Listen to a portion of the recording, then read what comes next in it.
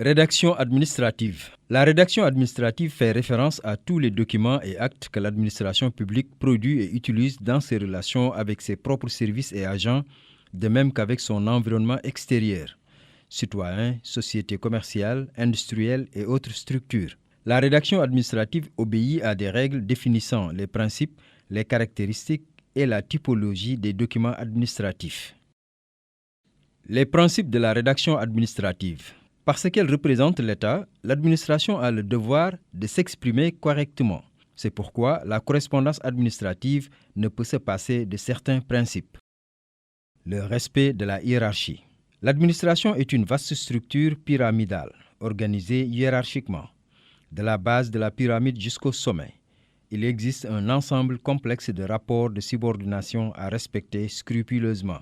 Au sein de l'administration, il y a donc une autorité hiérarchique qui s'exerce du haut vers le bas. Une autorité hiérarchique qui s'exerce du bas vers le haut. Le respect de la voie hiérarchique dans les correspondances administratives crée une discipline sans laquelle régnerait l'anarchie la plus complète dans les services de l'État. Ce respect des positions hiérarchiques se traduit constamment dans les écrits administratifs par des tournures et des nuances qui ont valeur de symbole. Ainsi, certains termes ne sont utilisés que par le ou la supérieure s'adressant aux subordonnés ou à la subordonnée. D'autres sont réservés aux subordonnés ou à la subordonnée s'adressant au supérieur ou à la supérieure. Par exemple, le supérieur ou la supérieure ordonne, fait savoir, fait observer, enjoint et convie, etc. Le subordonné ou la subordonnée expose, rend compte, informe, sollicite un avis, propose, suggère.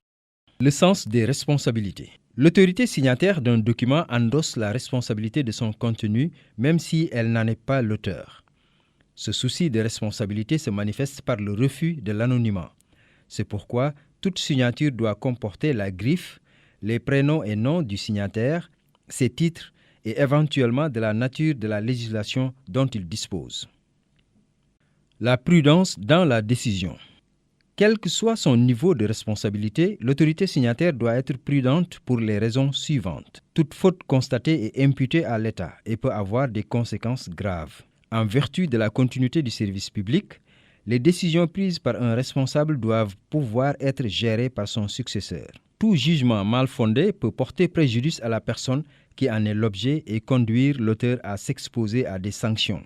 Les affirmations, les appréciations et les souhaits doivent être nuancés et exprimés au conditionnel.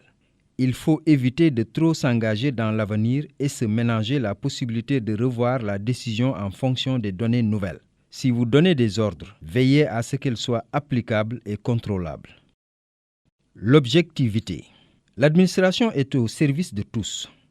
Elle représente l'intérêt général et non des intérêts particuliers. Elle se doit en conséquence d'être impartiale, objective et sans passion. Elle ne doit pas exprimer des sentiments personnels. La précision et l'exactitude de la langue. Un document administratif doit être compris de la même manière par tous les lecteurs qui ne doivent pas avoir d'hésitation pour en appliquer les dispositions ou en tirer les conséquences.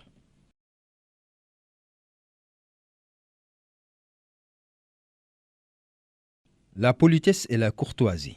La courtoisie se manifeste d'abord par l'absence de passion et une permanence de l'objectivité.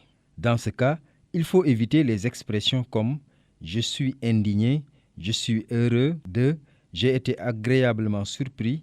Il faut utiliser des formules plus nuancées et plus courtoises telles que « il m'apparaît regrettable »,« il me semble inopportun ».